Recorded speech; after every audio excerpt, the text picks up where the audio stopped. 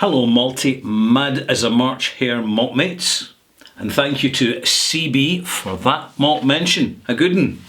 And I'm Ralphie, this is the Bothy, this is where I review whisky and other quality spirits, and the whisky I'm reviewing in this particular episode, which happens to be Ralphie Review 899, I'm reviewing Balblair 15-year-old single malt from the Highlands, North Highlands of Scotland. And I'm pleased to tell you that when you examine the label in the bottle, it tells you that it's natural colour and non-chill filtered, and that it's bottled at 46%. Not only that, but they go on to tell you briefly some other useful information for anybody who's consuming the whisky specifically for its merits of smell and taste.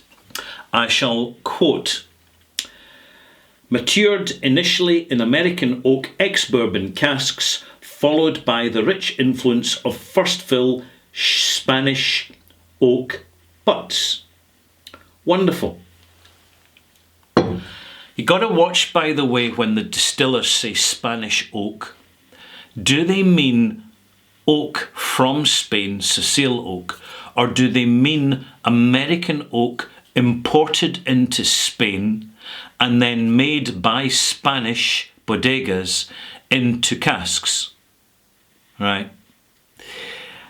This is one of the situations now with Scotch single malt whisky, that people took everything on relative face value and accepted as given information from distillers a few years ago. But now that there has been a global explosion in awareness of what creates good quality smell and taste, and importantly, this knowledge lets you understand what creates bad quality smell and taste. There's now more questions get thrown up that we never used to think about asking. However, for the sake of this video, I'm going to take it as given that the Spanish oak casks are in fact made from European oak, until I hear otherwise. So I've poured a glass here. It's 15-year-old single malt, so the minimum age of single malt from copper pot stills in this bottle is 15 years. There is plenty of opportunity for the distiller to actually put older whisky in if they want to, simply to lift the calibre of the experience. However, that varies between batches and it varies between distillers. It's quite an interesting little bit of research to do if you have the inclination and if you have the time. In the meantime, let's start with a little bit of a smell here.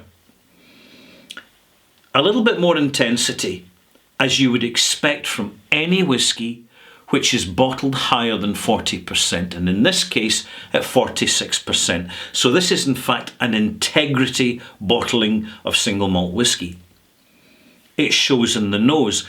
There is a good rich raisin without what I call the sherry overcoat effect, which is when you have too much fresh first fill ex-sherry cask influence sort of blanketing over and suppressing the character of the single malt in the background. We tend to call these whiskies sherry monsters, and many sherry monsters are in fact overly sherried, and they become sort of homogenized and generic in the experience, and it's a sort of experience that either you're going to continue to enjoy or you're going to get fed up with. It almost comes across like the whisky's being flavoured in some way.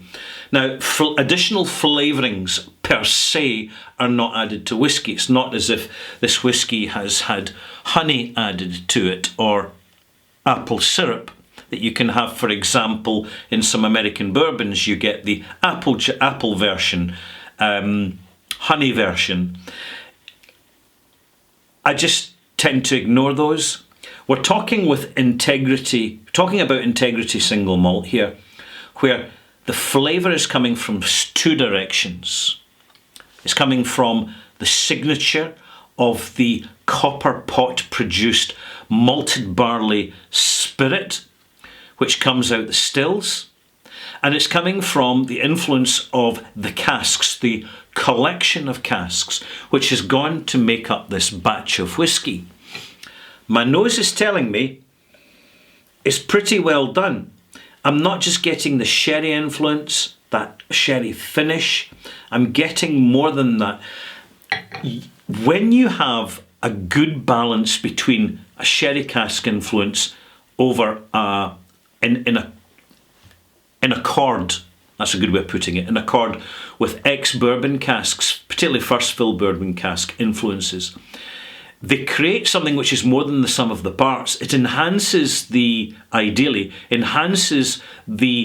complexity and character of the original spirit signature, which needs to be identifiable. And particularly when you pour a glass, particularly of older whisky, you won't notice that immediately. It's why you need to give it time. And that's why I'm being chatting to you and letting this sit a little bit more, giving this time before I go further into the nose and then into the taste.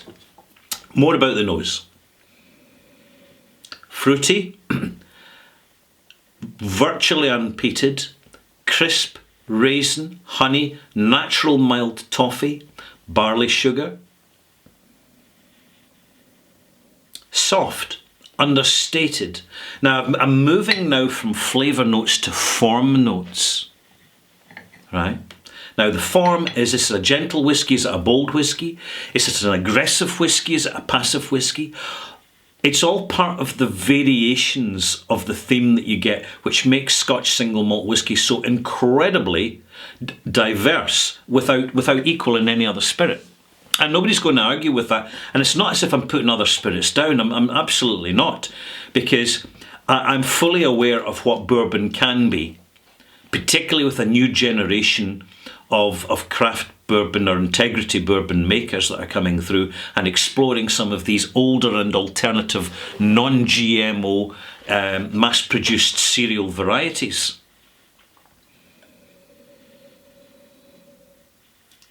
Elegant, gently rich. And the taste?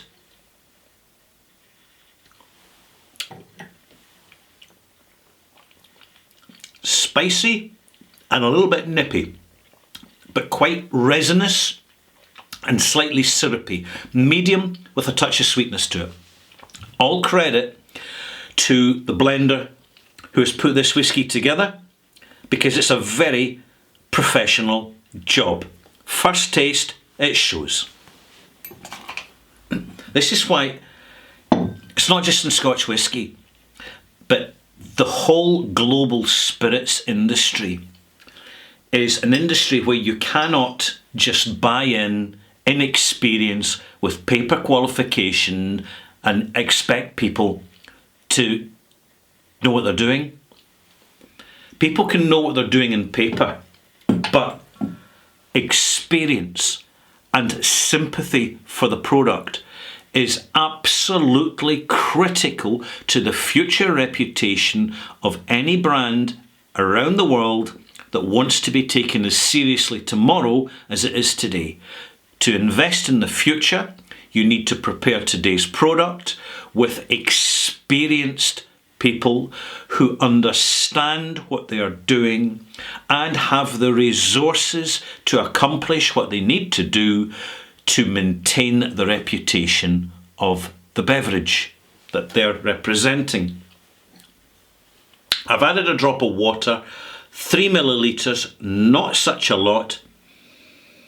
I'm already noticing that the resinous is subsiding slightly in the nose, and we're getting a little bit more complexity in that spice, a decent quality, intriguing spiciness mixed in with the raisin, the soft sherry influence, and the barley sugar background.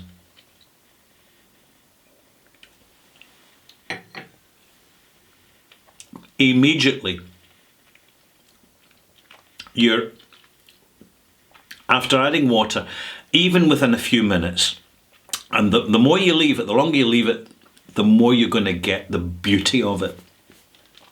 But almost immediately, the complexity and the depth of flavour and delivery of sensation and form in the arrival, and I'm only talking about the arrival here of the palate and the palate, is excellent. Absolutely excellent. And I'm telling you right now, malt mates, see when you first open a bottle like this, it won't really work for you. And you will find this with experience, that some of the best whiskies only get spotted as best whiskies when you have patience and build up a relationship over time with the whisky. Giving it time, giving it patience, and persevering with getting to know it, never judging first appearances. It's far easier to have a first appearances, first contact experience when a whisky is generically presented in its most basic option at 40%. But particularly with single malts, which tend to be more expressive than blends, I'm just saying they are, even as older ones, you cannot rush it. If you're rushing it, you're just not getting it. And it's more, and you'll understand this when you break your habit of speed drinking, if you have that habit, and just take it slowly and slow it down, slower than you would normally go. Then you will find new depths, new dimensions, and new sensations, flavours and forms coming from a good single malt whisky. How about the development here? Slow development. Past the arrival now, great arrival. We're in the development now. 2, 3, 4, 5 seconds, 6. Sour note, slight bitter, sweetness goes, fresh fruit, slightly sour pineapple, mango. You're getting a bit of tropical fruits coming in, some roasted or baked apple with raisins in it, a little bit of mint, a little bit of chlorophyll, and in the finish, a little bit of lime juice. And the length of this whisky for 15 years old is really quite impressive. And it's old school in the fact that the most undesirable element in to the modern palate is bitterness. For the simple reason we're all groomed on sweetness. Because sweetness is an addictive, cheap, highly profitable ingredient, which is why it goes straight into baby food. And then we grow up, overly sweet palates, overly sweet consumption, and we don't like bitterness. And yet it's one of the most beguiling, dynamic and intriguing sensations that you will find in any whisky, and it's Brave's whiskies these days that actually incorporate noticeable bitterness. Benromach have done it, then had to sweeten up slightly, and another good option, Old Pulteney 15-year-old.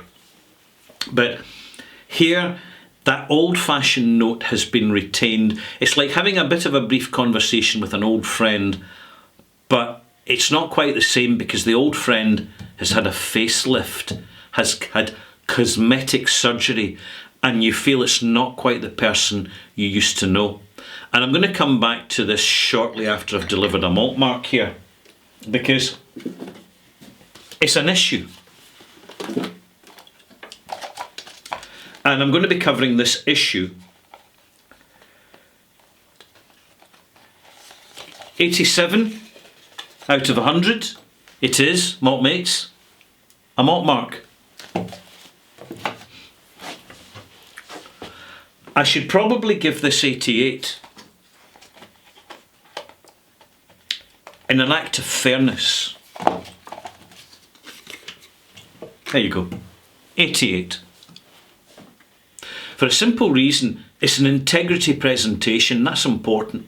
Natural colour, unchill filtered, age statement. It's the sort of whisky I'm looking for.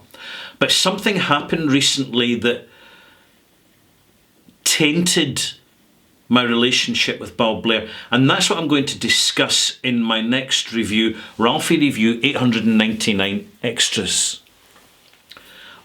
When rebranding goes wrong.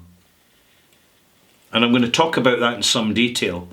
And I'm talking about the psychological and emotional impact it has on us, and how the Scotch whisky industry has handled these issues over the years and over the decades and over its history. But in the meantime, this is a good single malt, and I highly recommend it to you. For me personally, it's lost some of its sparkle because I fell in love with Balblair to the extent that not that long ago I sent a love letter to Balblair. But shortly thereafter, the marketing people moved in and rebranded it. And something got lost in our relationship between Balblair and myself. And I don't think it'll ever be recovered.